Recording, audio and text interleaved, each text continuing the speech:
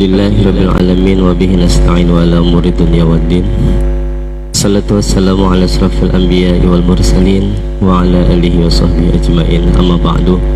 Bersyukur senantiasa kita panjatkan hadirat Allah Subhanahu wa taala, dan juga salawat dan salam mudah-mudahan senantiasa dilimpah curahkan kepada junjungan kita Nabi Muhammad sallallahu alaihi wasallam. Hadirin jamaah rahimakumullah, alhamdulillah pada sebuah hari ini tentunya kita sama-sama bisa melaksanakan kembali aktivitas kita, rutinitas kita, dan juga kewajiban kita, yaitu melaksanakan sholat subuh berjamaah. Dan insyaallah kita lanjutkan dengan kajian rutin kita di kesempatan sebuah hari ini, yaitu tepatnya di pekan yang keempat bulan Juni 2022. Kita bisa sama-sama mengikuti kajian rutin yang alhamdulillah pada kesempatan sebuah hari ini kita bisa bersama-sama akan mengikuti dan juga mendengarkan ilmu yang akan disampaikan oleh guru kita yang sudah di hadapan kita semua, yang terhormat Al-Mukarram Bapak Kiai Muhammad Heri Fadli selaku pimpinan Pondok Pesantren Darul Fuqaha Indonesia. Dan kajian kita kali ini, karena mengingat beberapa pekan ke depan kita akan sama-sama berada di bulan yang sangat mulia, yaitu bulan Zulhijjah, dan juga akan mengikuti hari besar Islam, yaitu Idul Adha ataupun Idul Kurban. Maka kajian akan disampaikan oleh beliau nanti seputar tentang Idul Kurban. Oleh karena itu, marilah sama-sama kita awali kajian kita dengan bacakan Ummul Quran Suratul Fatihah. Mudah-mudahan tentunya Allah Subhanahu wa taala senantiasa memberikan ilmu kepada kita semuanya, tentunya ilmu yang bermanfaat baik di dunia maupun di akhirat kelak nanti. Allah hadihiniyah wa likulli niyatin salihah ila hadratin Nabi Muhammad sallallahu alaihi wasallam. Al-Fatihah. A'udzu billahi minasyaitonir rajim. Bismillahirrahmanirrahim. Alhamdulillahi rabbil alamin arrahmanir rahim maliki yaumiddin. Iyyaka na'budu wa iyyaka nasta'in ihdinas siratal mustaqim siratal ladzina an'amta 'alaihim ghairil maghdubi 'alaihim waladdallin. Amin. Amin amin ya rabbal alamin. Selanjutnya mari jemaah sekalian kita ikuti kajian yang disampaikan oleh guru kita. Kepada beliau dipersilakan. Assalamualaikum warahmatullahi wabarakatuh. Alhamdulillah, alhamdulillahi rabbil alamin, wal aqibatu lil muttaqin, wala udwana illa 'alal zalimin. Asyhadu an la ilaha illallah wahdahu la syarikalah, al malikul haqqul mubin. وأشهد أن سيدنا محمدا عبده ورسوله صادق الوعد الأمين. اللهم صل وسلم وبارك وكرم على سيدنا محمد وعلى آله وأصحابه أجمعين ومن تبعهم بإحسان إلى يوم الدين. أما بعد.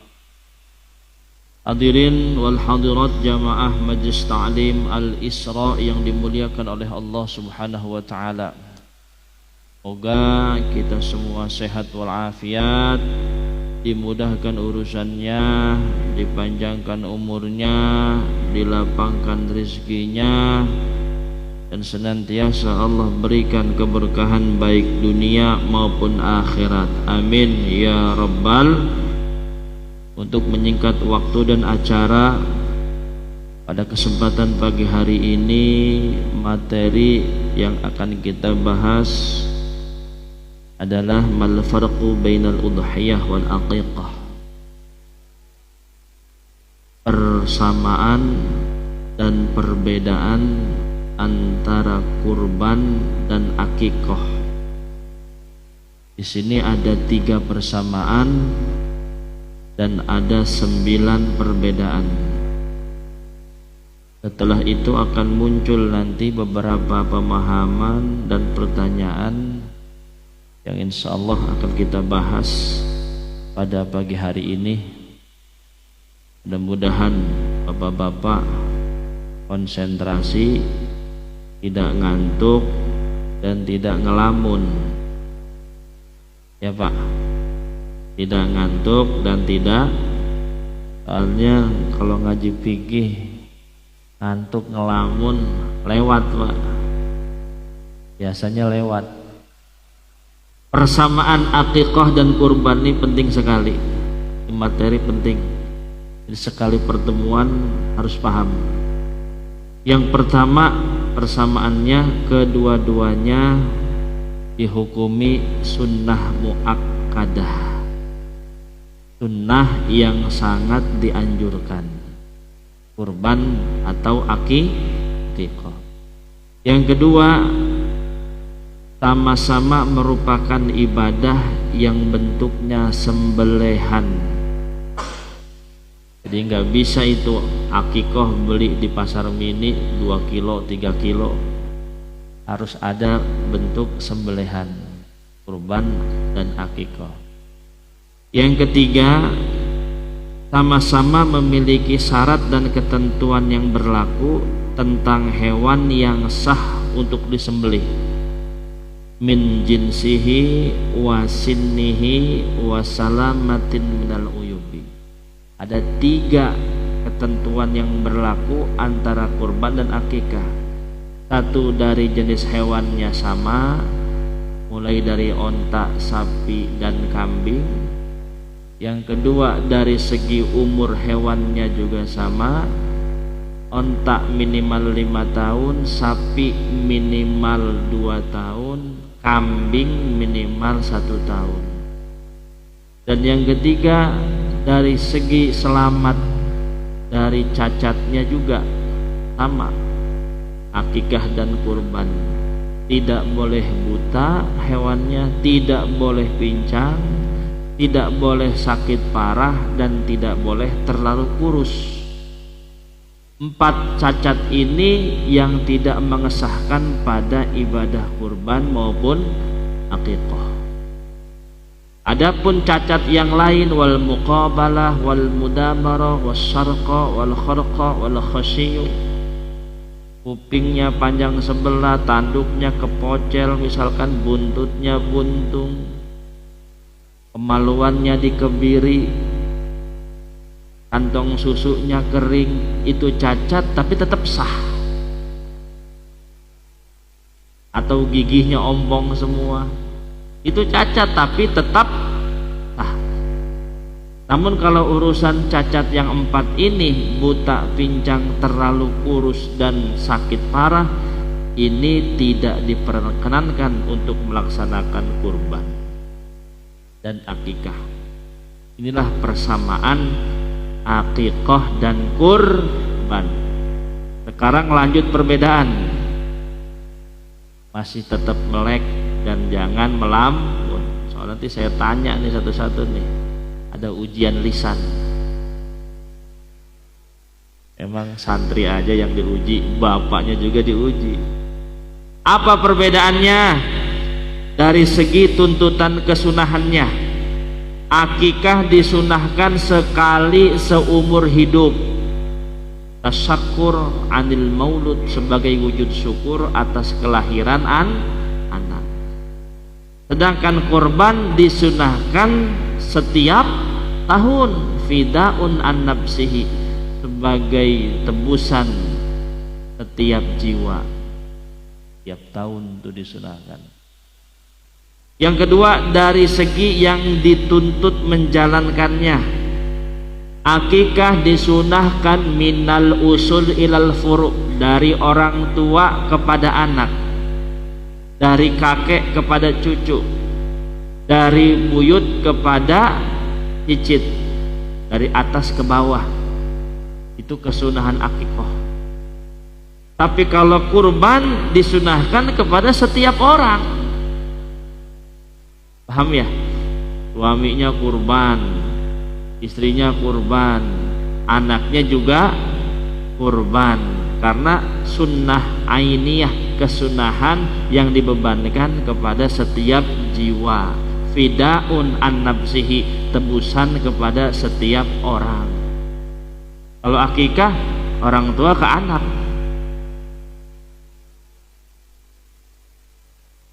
Lanjut dari segi waktu, akikah disunahkan di sab'ati ayamin, dilakukan di hari 7 kelahiran anak, au arba'ata asyara atau hari ke-14, au ihda wa isruna atau hari ke-21.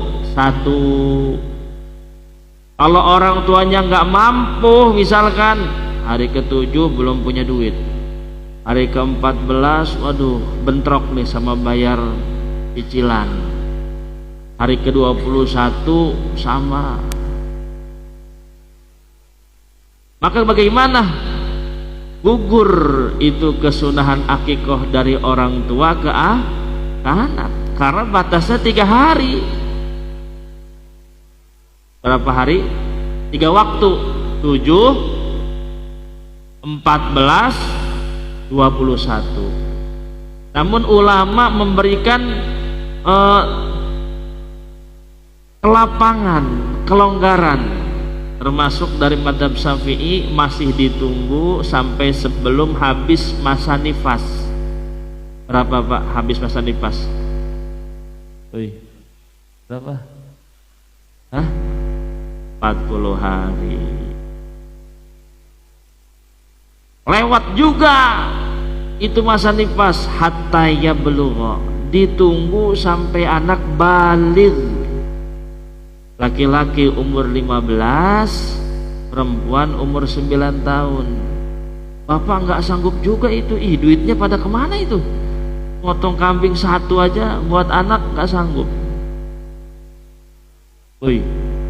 Ini kadang terlupakan Pak, terlupakan. Kurban mah tiap tahun, tapi kita sendiri belum akikah. Yuk ngaku, angkat tangan yang belum akikah. Ini kita bukan anak kita. Pananto udah diakikahin belum? Belum. Akikah tahun ini. Hah? Udah mengakikah diri sendiri, anak-anaknya? Udah tebang.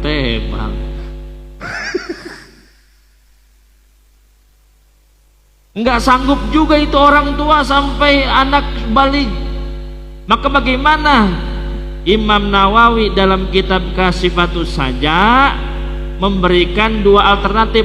Famukhayyarun, kalau anak sudah mampu, punya usaha, punya penghasilan, ayyauqa au attarka, si anak boleh mengakikahkan dirinya sendiri atau meninggalkannya. Walakin al-ahsan, tapi yang lebih baik, si anak yang sudah mampu punya penghasilan sendiri, aqqa an nafsihi tadarukan 5 marra, dia akikah terhadap dirinya sebagai qadha kesunahan yang sudah berlalu. Paham? Jadi bapak nih yang orang tuanya belum sanggup akikah sampai hari ini, bapak tetap disunahkan untuk mengqadha ketertinggalan, mengakikahkan dirinya sendiri. Paham nih? Paham ya? Itu akikah. Kalau kurban waktunya 4 hari. Ini dari segi waktu nih perbedaannya. 10 Zulhijjah, 11, 12, 13. Yang 3 hari namanya apa? Hari Tasyrik. Nggak boleh puasa Pak, haram, banyak daging. Misalkan di Al-Isra motong kambing 50 ekor, sapinya 100. Gak keburu tuh Pak, gak keburu 1 hari. Besoknya boleh nggak? Boleh. Dipotong lagi, datang lagi panitia kecapean. Atau nggak sanggup beli di hari ke-10, kebetulan dapat arisannya hari ke-13. Boleh nggak bawa kambing di hari ke-13? Boleh nggak? Boleh. Sampai kapan? Qoblal ghurubi waqtal maghrib, sampai sebelum hari terakhir di hari tasyrik, sebelum datangnya waktu maghrib. Sama kayak takbiran ketika Idul Adha. Allahu akbar, Allahu akbar, Allahu akbar, la ilaha illallah, wallahu akbar, Allahu akbar, walillahil hamd. Itu juga waktunya 4 hari, mulai dari malam hari raya Idul Adha sampai hari terakhir di hari tasyrik sebelum masuk waktu maghrib. Itu dibaca setiap ba'da sholat, baik sendiri ataupun berjamaah. Beda dengan takbiran Idul Fitri, waktunya sebentar, mulai dari malam hari raya Idul Fitri sampai khotib naik mimbar, udah stop. Ini kadang zuhur masih takbiran, asar masih takbiran juga. Ada waktunya, ada takbir muqayyad, ada takbir mursal. Paham ya? Lanjut. Dari segi pemotongan, akikah dianjurkan tulangnya tidak dicacak-cacak. Sunahkan. Bapak mau mengakikahkan anaknya, bilang sama tukang akikah, tulangnya nggak usah dicacak-cacak, Pak. Ya. Kalau kurban dicacak-cacak, itu bahasa apa sih cacak-cacak itu? Nah, pokoknya paham deh. Potong-potong.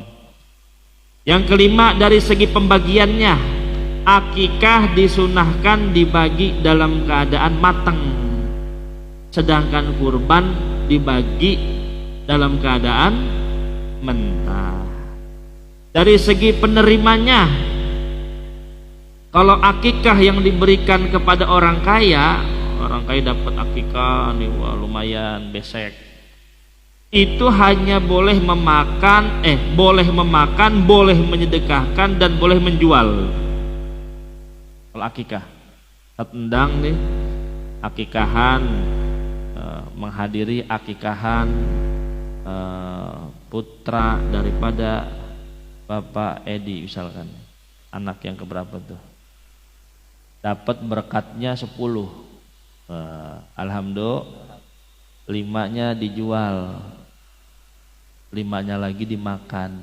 Boleh, itu boleh karena hakku tamlikihim. Kalau akikah dagingnya diterima oleh siapapun, baik orang miskin ataupun orang mampu, itu menjadi hak kepemilikan secara penuh. Tapi berbeda dengan kurban. Ketika daging kurban dibagikan kepada orang mampu, dengan al-Isra mampu semua nih, kelihatan dari tongkrongannya tuh.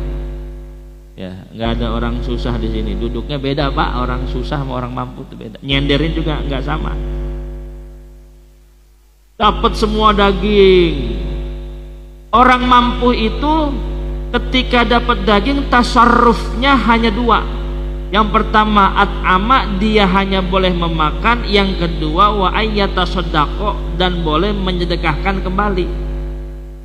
Namun tidak boleh menjual. Paham? Karena tasarruf atau mustahik kurban itu dia fatullah lil fuqara'il muslimin, dari Allah untuk orang fakir, dari Allah untuk orang miskin. Adapun kita mendapatkan bagian dari hewan kurban itu hanya jamuan saja, hanya suguhan. Boleh sulusan lil mudhahi, sulusan lil fuqara, sulusan lil jiranitik, sepertiga buat yang berkurban, sepertiga buat orang fakir, sepertiga lagi buat tetangga, kerabat, sanak famili, handai tolan, bebas. Tapi dalam tasarrufnya tidak bebas. Dalam tasarruf apa tuh bahasa Indonesianya tuh? Ya tasarruf lah, paham lah. Tapi kalau orang miskin bebas, Pak. Orang miskin dapat daging kurban misalkan 1 karung. Waduh. Dia boleh makan, dia boleh menyedekahkan, dan juga dia boleh menjual. Karena hakku tamlikihim, daging yang diterima oleh orang miskin, min lahmiha wa azfariha wa sa'riha, kemudian wajildiha, kulitnya, dagingnya, bulunya, kepalanya, kakinya, itu sudah menjadi hak kepemilikan penuh, SHM. Apa SHM? Surat hak milik. Kalau kita orang mampu, HGB. Apa Ustaz? Hak guna bangunan. Boleh nggak dijual? Nggak boleh, tapi dipakai boleh. Ya gitu aja deh, biar nggak ribet. Paham ya? Harus paham nih, ada ulangannya nanti. Ada door prize. Lanjut. Dari segi hitungan hewan, kalau akikah ada bedanya antara laki-laki dan perempuan. Kalau laki-laki disunahkan berapa kambing? 2, perempuan 1. Ustaz, boleh nggak, saya nggak mampu nih mau akikah anak cowok, tapi kambingnya 1. Boleh Pak. Tapi perempuan ini kambingnya betina nih, karena nggak punya duit, boleh. Wala farqa bainal udhiyah wal aqiqah, bainadz dzakari wal untha. Tidak ada perbedaan antara betina dan jantan dalam kurban maupun akikah. Walakin, akan tetapi, afdalu, yang lebih utama adz-dzakaru, jantan. Li'annahu atyabu lahman, karena jantan itu lebih enak dagingnya, lebih utama. Jadi boleh jantan atau betina. Akikah 2 atau 1 diperbolehkan. Tapi kurban tidak ada perbedaan antara laki-laki dan perempuan. 1 orang 1 kambing. Paham? Tapi kalau sapi, 1 orang 1 sapi, tapi boleh dibagi 7. Harus paham nih, bukan berarti 1 sapi itu selalu 7 orang Pak. Bisa jadi Pak Nanto dapat arisan 3 miliar, beli sapi saya aja, gak pakai patungan, boleh nggak? Boleh. Atau patungannya 2 orang doang sama Ustadz Endang, waduh, 15 juta 15 juta, boleh nggak? Boleh. Hanya saja maksimalnya boleh patungan 7 orang. Boleh nggak 8 orang? Tidak boleh. Keberatan Pak nanti di jembatan Shiratal Mustaqim 8 orang naik sapi, kan bakal jadi kendaraan. Ya, amin ya rabbal alamin. Lanjut terakhir.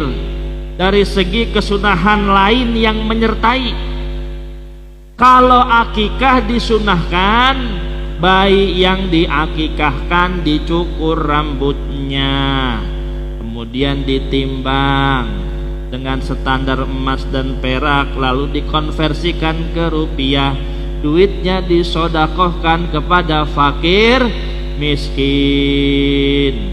Tapi kalau kurban terbalik, malah nggak boleh motong kuku, motong rambut, motong bulu yang lain. Idza ra'aitum hilalum min dzilhijjati wa arada ayyudhiya falyumsik an sya'rihi wa azfarihi. Apabila kalian ingin berkurban, maka mulai dari tanggal 1 Zulhijjah sampai hewannya disembelih, dilarang memotong kuku dan menggunting rambut. Tujuannya apa? Sumulun lil magfirati, karena saat itu dosa kita dari ujung rambut sampai ujung kaki sedang diampuni oleh Allah. Amin ya rabbal alamin. Mudah-mudahan tahun ini kita bisa korban semua, punya rizki semua, ya Allah. Luar biasa itu kurban. Saya juga lagi nabung-nabung nih, pengen kurban. Baru ada 1 juta. Sampai nggak ya nanti 3 juta ya? Pananto Isaai Pananto kurbannya di pesantren sebab anaknya di pesantren. Udah nggak usah di Al Isra lagi, Pananto mah udah beda, makomnya udah beda. Katanya yang Pak Lagimin juga di pesantren. Amin ya robbal. Pak Ali juga di pesantren. Udah beda makomnya, Pak Jali. Pesantren 1, di masjid 1. Kameramen juga di pesantren. Ini orang yang paling banyak ilmunya kameramen ini. Dia ngerekam, memperhatikan, konsen, fokus. Ya Pak ya, nggak ngantuk Pak, kameramen mah nggak ngantuk. Kemudian disebarkan. Ya Allah, ini au ilmin yuntafa'u bihi. Ilmu yang disebarluaskan menjadi kemanfaatan buat orang banyak. Ini pahala yang nggak pernah berhenti Pak sampai hari kiamat. Berdua sama Pak Aris tuh. Mudah-mudahan selamanya jadi kameramen. Tuh ibadah ini syiar. Makanya ditanya, Pak Ustadz motivasinya jadi Ustadz belajar agama apa?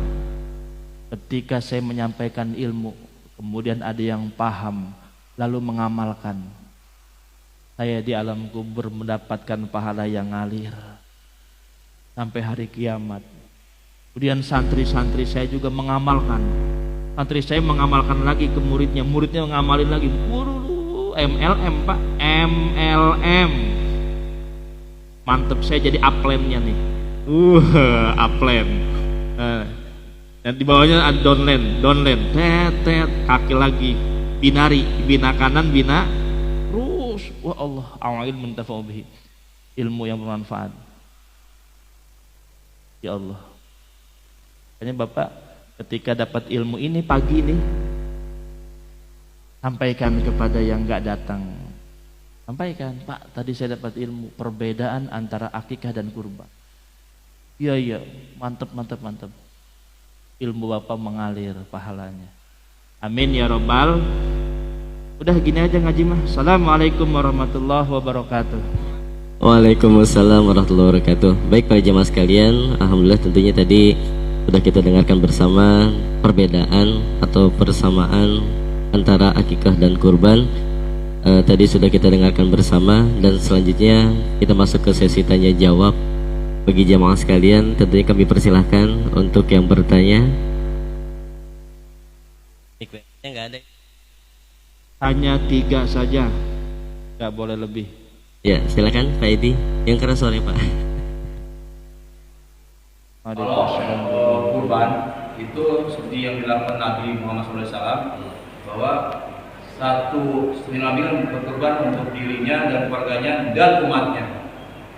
Nah, saya juga banyak juga menyampaikan seperti itu, dan tadi kan saya menyampaikan per jiwa. Nah, kalau saya mau berkorban untuk saya dan keluarga, itu hukumnya gimana, Dan?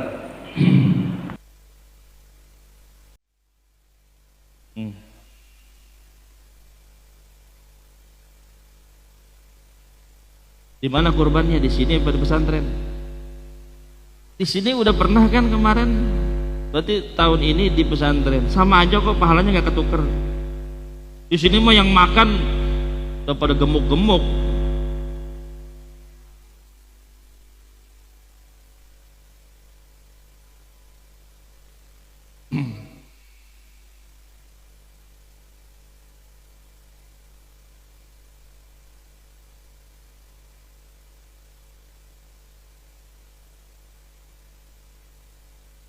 Halang.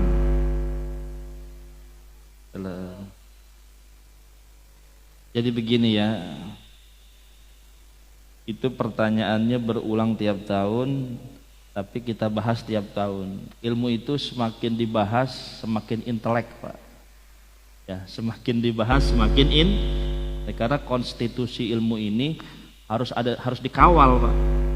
Jangan sampai bergeser kemudian nggak dibahas lagi. Mentang-mentang udah tahu jawabannya, tetap kita ulang. Itulah para ulama untuk mengawal ilmu sampai hari kiamat. Pertanyaan Pak Edi, ini ada hadis riwayatnya Sahih Muslim, sanadnya dari istrinya langsung, an Aisyah radhiyallahu anha. Rasulullah sallallahu alaihi wasallam menyembelih bikabsin, 1 ekor kambing kibas, domba, on the sheep, tapi atas 3 nama. Redaksinya saya hafal sekali. Allahumma taqabbal min Muhammadin wa ali Muhammadin wa min ummati Muhammadin. 3 itu. Ya Allah, terimalah kurban dari Muhammad, dari keluarga Muhammad, dari umat Muhammad. Jadi 1 kambing atas nama umatnya. Wah, keren. Pertanyaannya, apakah saat itu Siti Aisyah nggak berkurban? Apakah saat itu Siti Fatimah nggak berkurban? Padahal Aisyah istrinya. Siti Fatimah, apa Siti Fatimah Pak? Wih, Siti Fatimah siapa? Anaknya. Siti Fatimah, Zainab, Ruqayyah, Ummi Kulsum, ada 4 anaknya yang perempuan. Yang laki-laki 3, Abdullah, Ibrahim, sama Qasim. Terus apal nih? Jangan Nando, Nanto, Abi itu, itu udah biasa itu. Ya. Terus bagaimana menyikapi hadis ini? Saat itu Siti Fatimah juga berkurban.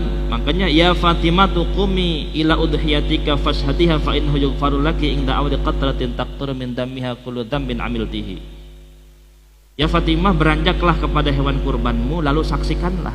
Jadi Fatimah berkorban tapi nggak mau ngelihat. Dari redaksi ini nih, makanya kata Rasul, kumi ila udhiyatika, ayo lihat hewan kurbanmu yang mau disembelih, hewan kurbanmu. Makanya ila udhiyatik bahasanya, fashhadiha, saksikanlah Fatimah hewan kurbanmu itu, suruh saksikan. Kenapa?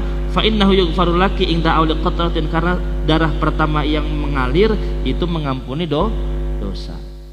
Dan sahabat Ali, padahal Ali kan suaminya, sahabat Ali juga berkurban. Abu Bakar juga berkurban. Harusnya kan enggak ya? Kan udah di atas namakan. Harusnya enggak ya? Udah, bapak saya udah ini. Udah enggak usah. Makanya Imam Ibnu Hajar Al-Haytami, pakar hadis, pengarang kitab Tuhfatul Muhtaj 4 jilid. Saya punya Pak, yang 21 juga ada, yang 12 jilid ada, yang 4 jilid ada. Saya pajang di ruang tamu tuh, yang udah pernah ke pesantren. Tujuannya apa? Biar tamu yang datang ke rumah ngeri. Pak Kiai kitabnya, padahal mah nggak saya baca Pak, pajangan doang. Bagaimana menyikapi hadis ini? Makanya ada hadis itu harus 3 yang terkumpul. Ada sanad, ada matan, ada riwayat. Apa? Sanad, matan, riwayat. Sanad itu an Umar bin Khattab, an Amr bin As, an Abdurrahman bin Auf, itu namanya sanad. Yang memberikan sanad namanya musnid. Sami'tu Rasulullah sallallahu alaihi wasallam yaqul, aku mendengar Rasulullah berbicara. Nah, isi pembicaraannya namanya matan. Apa? Matan. Bukan mantan, bukan. Matan. Nah, udah berbicara Rasul dalam kurung rawahu Muslim, rawahu Bukhari, Ibnu Majah, Nasai, Daruqutni. Itu namanya riwayat. Ini antara sanad, matan, riwayat harus sahih. Gak boleh ada satupun yang matruk, yang maudhu, yang dhaif. Hadis ini sahih, diriwayatkan oleh Imam Muslim. Ketika kita melihat hadis secara tekstual, maka harus juga melihat syarah hadis, penjelasan hadis.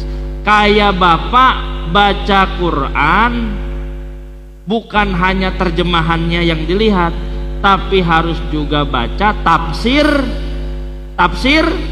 Quran. Kan ada tuh di ayat Quran tuh, ketika kamu bertemu orang kafir faqtuluhu, maka bunuhlah haitsu wajadtumuhu, kalau kamu bertemu. Waduh, terjemahannya kalau ketemu orang kafir bunuhlah dimanapun kamu bertemu. Kan ngeri Pak, kita kalau baca terjemah saja teroris kita Pak. Setiap orang kafir dibunuh.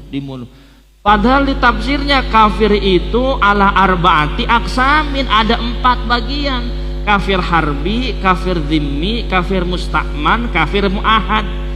Yang boleh diperangi adalah kafir harbi, yaitu kafir yang memerangi umat Islam.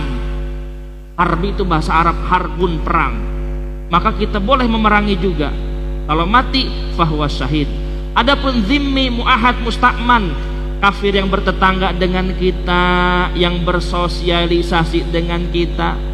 Musta'man, mu'ahad, kafir yang mengadakan akad perdamaian dengan negara. Tidak boleh ada peperangan, bermuamalah, bermusyarakah, bersosialisasi. Ini jangan dibunuh. Paham? Makanya baca Quran harus ada tafsir Quran. Baca hadis harus ada syarah hadis. Rasul memerintahkan sujud syukur ketika Rasulullah SAW dapat kebahagiaan, wabusyiro, dapat kebahagiaan, kharra sajidan, Rasul langsung tersungkur sujud sebagai ungkapan syukur. Nah, ketika Bapak baca hadis seperti itu, Bapak tahu nggak prakteknya sujud syukur? Oh, sedang ketika nemu hadis, ketika kamu mendapatkan kebahagiaan maka tersungkurlah sujud. Bingung kan? Gimana cara sujudnya nih? Betul? Gimana cara syaratnya, tata caranya, bacaannya? Betul? Nah, itu caranya ada di keterangan hadis. Dan keterangan hadis yang berkata bukan Rasul, tapi siapa? Ulama hadis. Paham ya? Itu namanya hadis ijmali, hadis yang masih global, belum diperinci sama Rasul. Kita nggak tahu Pak. Warka'u ma'arroki'in, ruku'lah bersama orang-orang ruku'. Diterangin nggak dalam Al-Quran tata cara ruku'? Kan? Kemudian di hadis diterangin nggak tata cara ruku? Juga enggak. Akhirnya sahabat melihat, oh Rasul ruku itu dengan membungkukkan badan, kemudian kedua telapak tangan memegang lutut. Oh itu ruku. Muncullah namanya hadis fi'li, hadis perbuatan yang dilakukan Rasul kemudian dilihat oleh para sahabat. Oh panjang Pak, itu belajar agama tuh panjang. Makanya Bapak terima matangnya aja deh ya Fedi ya. Kesimpulannya, maksudnya bagaimana yang dilakukan Rasul? Kata Imam Ibnu Hajar, mahmulun ala tasyriki fi thawab.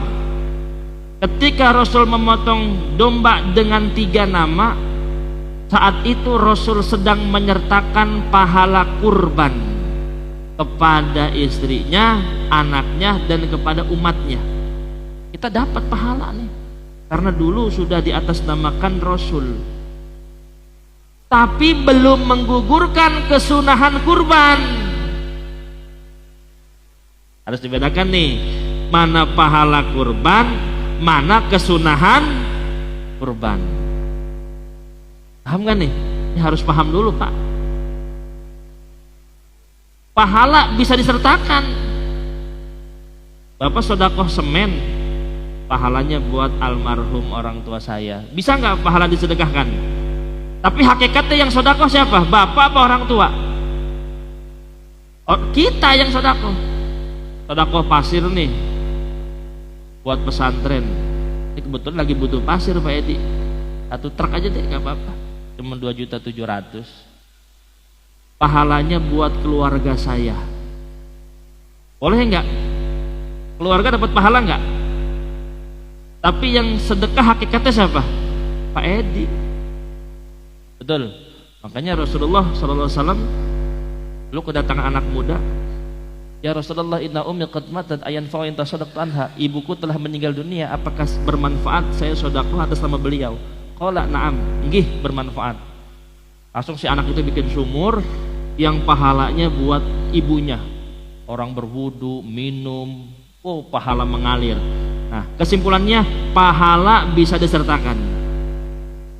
Tapi kesunahan kurban itu fidaun an nafsihi. Fatimah tetap kurban, sahabat Ali tetap kurban, Abu Bakar tetap kurban. Oleh karena itu madhab Syafi'i memberikan kesimpulan, Masya Allah, ini kita terima kasih Imam Syafi'i. Apa kesimpulannya? Kurban terbagi menjadi dua. Yang pertama sunnah kifayah, yaitu sunnah yang sudah cukup diwakilkan oleh Pak Edi sebagai kepala keluarga. Pak Edi berkurban kambing atas nama keluarga itu sah, karena istri dan anaknya juga dapat pahala kurban. Yang pertama.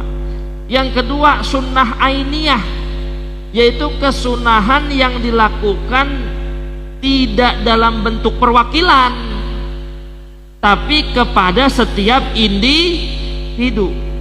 Karena beda antara pahala kurban sama kesunahan kurban.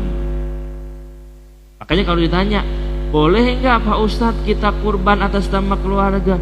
Boleh. Istri bapak, anak bapak dapat pahala. Tapi pertanyaannya, apakah istri bapak dan anak bapak sudah berkurban? Nah, gitu kan? Maka jawabannya belum. Karena kurban Pak Edi misalkan istri satu, anak ganteng tinggi gede satu, tapi pernah dua kan nggak jadi ya. Istri satu, anak dua, beli kambing 4 atau sapi atas nama anaknya A, B, C. Di kambing 4 atas nama Pak Edi, atas nama istrinya, atas nama anak-anaknya. Karena anak-anaknya misalkan belum mampu membeli kambing sendiri. Tapi kalau anak udah bekerja, itu kesunahan dibebankan kepada dirinya, Pak. Bukan orang tua lagi. Orang tua itu wa mayalzamu nafaqatuhum. Dia boleh mengkorbankan keluarganya, istri dan anaknya yang tidak bisa, yang belum bisa mencari nafkah sendiri.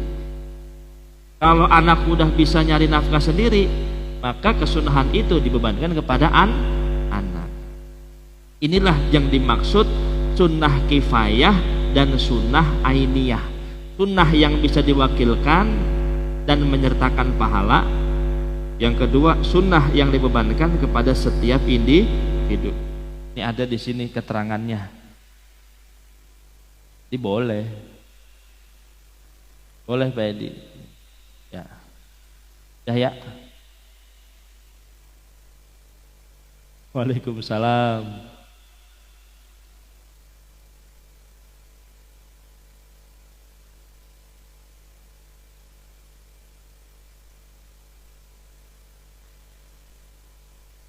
Kita di tempat itu ada 2 RW gitu kan. Terus tapi ada lagi yang titip dari yayasan lain-lain. Terus juga ada lagi yang ngantri.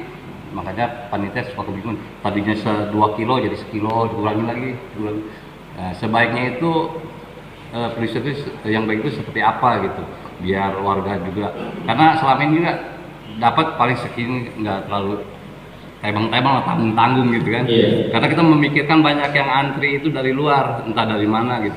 Bahkan ada pemikiran yang negatif, artinya di sana ditampung, dijual lagi gitu. Jadi sebaiknya itu pendiskusi bagaimana sebagai panitia. Terima kasih Kiai. Wassalamualaikum warahmatullahi wabarakatuh. Fi sifati dhuhiyatin Nabi sallallahu alaihi wasallam an Ibnu Abbas radhiyallahu an. Tulusan. Bagi yang berkorban sepertiga, sepertiga, umum sepertiga. Ini nggak wajib, Ini enggak wajib. Bahkan bagi yang berkorban thulutsan fa aqallu, disunahkan lebih sedikit daripada 1/3. Wa ayyatasaddaqa kulluhum, sedekahkan semuanya. Luqmatan au luqmataini, kita hanya tabaruk saja, ngalap berkah, nyicipin daging kurban yang disembelih. Luqmatan 1 suap, au luqmataini atau 2 suap. Paham ya? Jadi jangan sampai kita yang berkorban dikasih panitia nggak sesuai. Wah, ngamuk-ngamuk. Panitia nggak amanah. Harusnya kan 1/3 itu kaki 2 kepala 1. Oh, itu mah numpang motong doang, Wak. Kalau mau mah beli aja langsung matang di nasi padang. Betul. Apa sih kurban? Kurban itu kan taqarruban ilallah, mendekatkan diri kepada Allah. Ayatnya apa? Watslu alaihi naba abni adam bil haqq idh qaraba qurbanan fatuqabbala min ahadihima wa lam yataqabbal al-akhar innama yataqabbalullahu minal muttaqin. Itu kan sejarahnya Qabil dan Habil itu anaknya Nabi Adam alaihis salam, berebutan perempuan antara Iklimah dan Labuda, karena dulu kan syariatnya kawin silang. Nabi Adam tuh punya anak 500 kali lahir kembar. Jadi Siti Hawa istrinya melahirkan 250 kali. Dahsyat enggak? Untuk melestarikan kehidupan manusia supaya berkembang biak, syariat pada waktu itu kawin silang. Kawin silang itu nggak boleh sama saudara kembar, harus nyilang begini nih. Kebetulan si Qabil dapatnya sama si Labuda, kembaran si Habil yang nggak begitu cakep. Padahal si Habil sama si Iklimah, wah marah-marah itu si Qabil. Gak mau, saya maunya sama saudara saya si Iklimah. Cakep. Jadi dari dulu juga berebutan cewek udah pernah ada, Pak. Ya. Akhirnya kata Allah, watslu alaihi naba ibni Adam, perintahkan kepada Nabi Adam idh qaraba qurbanan, supaya mereka berdua itu berkurban. Saat itu si Qabil seorang petani, si Habil seorang kurban. Kalau si Qabil itu kurbannya sayuran yang sudah lama taruh di pucuk gunung, kalau si Habil itu kurbannya kambing kibas yang gemuk, yang paling gagah. Fatuqabbala min ahadihima, salah satu di antara mereka yang diterima. Innama yataqabbalullahu minal muttaqin, yang diterima adalah yang paling bertakwa. Yaitu apa? Korbannya yang gemuk, yang bagus. Makanya ahabbud duhaya asmanuhu aghlaha, yang dicintai oleh Allah itu hewan yang gemuk dan yang mahal. Diterimalah itu kurbannya Habil, seekor kambing yang besar. Makanya kambing itu diturunkan lagi pas Nabi Ibrahim diuji menyembelih anaknya yang bernama siapa? Ismail, lalu diganti oleh Allah dengan seekor kambing kibas. Itu kambing kibasnya Habil, anaknya Nabi Adam alaihis. Ini harus tahu sejarah nih, Pak, harus tahu sejarah. Balik ke pertanyaan Pak Nanto, dalam pendiskusiannya tidak ada berat atau jumlah atau yang wajib dalam syariat. Misalkan dibagi 1 kantong 1 kiloan boleh, 1 kantong setengah kiloan juga boleh, nggak masalah. Yang penting apa? Ada bagian untuk fakir miskin dan kita semua bisa mencicipi. Misalkan ada yang fakir banget, anaknya banyak, biqadri hajatihim, dikasih banyak juga boleh. Masa orang miskin sama orang mampu sama bagiannya? Betul? Sama apa beda? Beda. Pak Haji Iwan mampu nih, misalkan Pak Nanto kurang mampu. Pak Haji Iwan sekantong, Pak Nanto sekantong. Iya, gak boleh. Biqadri hajati, harus sesuai dengan kadar hajatnya Pak. Pak Nanto anaknya banyak, 12 misalkan, cuma dikasih sekantong doang.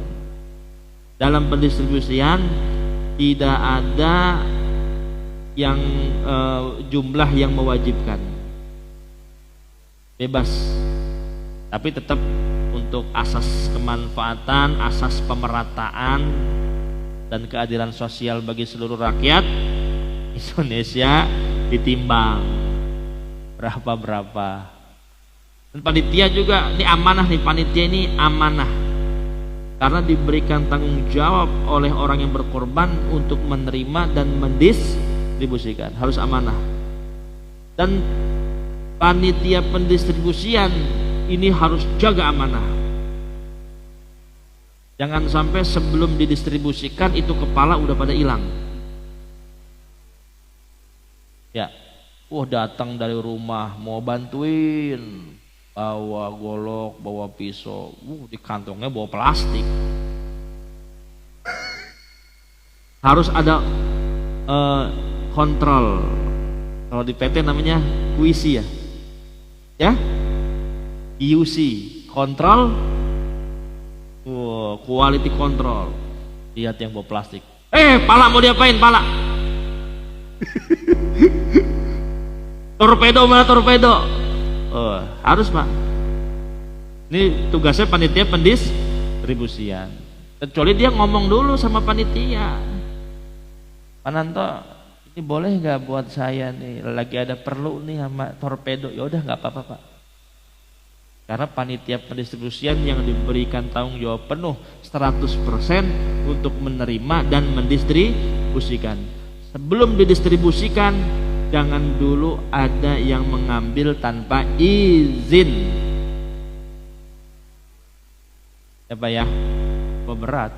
Apalagi ada orang miskin datang bawa gerobak sama bawa apa di belakang tuh, karung. Pak, daging korban masih ada. Udah habis Bu. Gak boleh. Ibu mana kuponnya? Di sini tuh harus yang pakai kupon. Gak usah gitu-gitu amat Pak. Ibu kan pasti keliling kan, ngambil daging kurban, dijual kan? Gak usah begitu. Kalau ada mah kasih. Kalau ada bagian kita ya kasih. Karena mustahik yang sejati itu mereka, betul nggak? Betul apa tidak? Kita makan hanya suguhan, boleh nyicipin doang, jamuan. Adapun mustahik orang miskin, dia dijual, itu mah terserah dia, emang boleh menjual kok. Dia keliling ke masjid nih, emang momentum mereka. Kapan lagi mereka dapat daging, betul? Dan kapan lagi dia menjual daging? Itu luar biasa Pak. Sekali-sekali Pak, Bapak turun ke bawah Pak, turun ke bawah. Itu di pesantren di dekat kali itu rumah pemulung semua. Ya Allah. Pesantren bagi-bagi duit terus, bagi-bagi beras, bagi-bagi minyak. Karena pernah terjadi ada ayam mati ketabrak atau sakit. Pak Ustadz, boleh nggak nih buat saya? Mau diapain Pak? Kan mati. Mau saya masak. Padahal kan bangke ya, bangke nggak disembelih. Ya Allah, pengen nyobain makan ayam. Jangan Pak, ini bangke Pak. Kasih. Makanya turun ke bawah, lihat keliling. Kalau punya makanan banyak,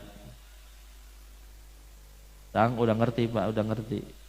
Kalau saya ngadain acara beseknya itu 20. Karena tahu nih ustadznya ini bakal bagi-bagi ke santri. Sebab santri kadang udah apal Pak. Kalau saya keluar gerbang ditungguin sampai jam berapa aja Pak di gerbang. Karena nungguin apa? Esek lumayan. Salah satunya si Abi itu rajin nungguin saya tuh. Makan Bi, nih Bi, bagi-bagi ke temennya. Alhamdulillah, berkah banget Pak. Ya berkah banget, berkah banget. Ya santri yang doain, punya jamaah yang mendukung. Saya mati nanti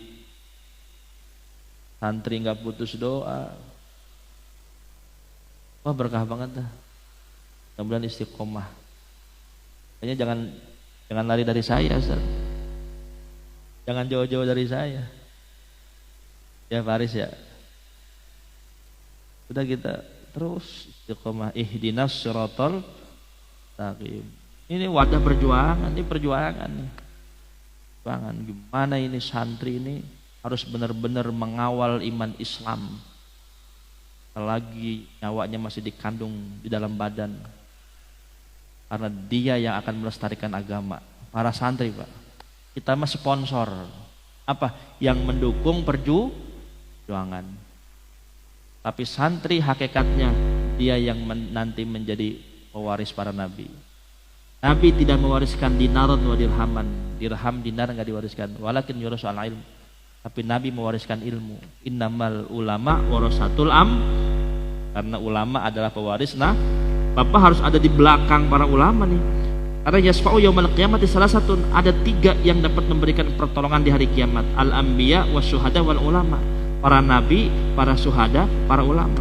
Bapak sama nabi belum ketemu, sama syuhada belum ketemu, sama ulama ketemu. Ini pegang nih ulama nih. Jangan antipati. Tahu jangan antipati. Jangan masa bodoh. Ini Muhammad Herifanti sedang berjuang mengkader para ulama. Dukung. Jangan didiemin. Telepon kayak Pak Ustadz butuh apa? Semen 100 sak. Ya Pak Ustadz kirim nanti dari Al Isra. Kata Pak Ali, udah Pak Ustadz kas masjid banyak. Boleh nggak disumbangin itu kas masjid buat beli semen pasir? Boleh nggak? Boleh nggak nih? Pak Ali boleh Pak Ali.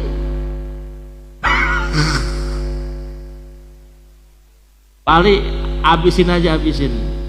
Itu kas ditumpuk-tumpuk itu asas kemanfaatannya nggak ada itu. Habisin aja Pak. Setuju Faris? Kas tuh harus habis. Amin ya robbal alamin. Saya lagi bangun asrama putri. Sudah bikin pondasi sudah jadi itu 50 lobang. Porpelnya ada 100. Cakar ayamnya ada 50. Bikin 8 kamar sama 12 kamar mandi. Ini tinggal naik hebel. Butuh hebel 3 rit. 3 rit berapa tuh? 1 ritnya itu 12,5 kubik. 1 ritnya itu 5.400.000. Berarti kalau 3 rit 16.200.000. 16.200.000. Kameramen jangan pura-pura nggak denger. Ustadz saya 1 rit aja deh yang 5.400.000. Hebat kameramen. Catet Pak Nanto. Kecil nggak duit 5.400.000? Yeah. Apa? Indofarma. Ya Allah kecil itu mah. Kecil. Ya. Tolong dicatat Pak Nanto. Oh ya. Ini saya ngomong ke kameramen nih langsung bisikan nih, tunjuk dia tuh. Direkam, ada rekamannya. Iya. Mudah-mudahan bermanfaat ya Pak. Bermanfaat, sehat walafiat, usaha Bapak lancar semua. Rezekinya banyak, berkah manfaat, anak-anaknya sehat, panjang umur, keluarga diberikan kesehatan lahir dan batin. Al-Fatihah. A'udzu billahi minasyaitonir rajim. Bismillahirrahmanirrahim. Alhamdulillahirabbil alamin arrahmanir rahim maliki yaumiddin. Iyyaka na'budu wa iyyaka nasta'in ihdinas siratal mustaqim. صراط الذين أنعمت عليهم غير المغضوب عليهم ولا الضالين ربنا آتنا في الدنيا حسنة وفي الآخرة حسنة وقنا عذاب النار سبحان ربك رب العزة عما يصفون وسلام على المرسلين والحمد لله رب العالمين. Terima kasih atas segala perhatian. Mohon maaf atas segala kesalahan. Ja'alallahu wa iyyakum minkum. Wassalamualaikum warahmatullahi wabarakatuh. Waalaikumsalam warahmatullahi wabarakatuh. Kami haturkan terima kasih kepada Pak Kiai Muhammad Heri Fadli yang telah menyampaikan ilmunya kepada kita semua. Insyaallah tentunya bermanfaat bagi kita, bagi keluarga, khususnya juga bagi kita selaku pengurus dan juga panitia kurban ya, insyaallah nanti kita akan laksanakan dalam waktu dekat beberapa pekan ke depan. Dan untuk kajian hari ini kita cukupkan dan alhamdulillah tadi sudah banyak doa disampaikan oleh beliau. Mari kita tutup dengan baca hamdalah dan kafaratul majlis bersama. Alhamdulillahirabbil alamin. Subhanakallahumma wa bihamdika asyhadu an la ilaha illa anta astaghfiruka wa atubu ilaik.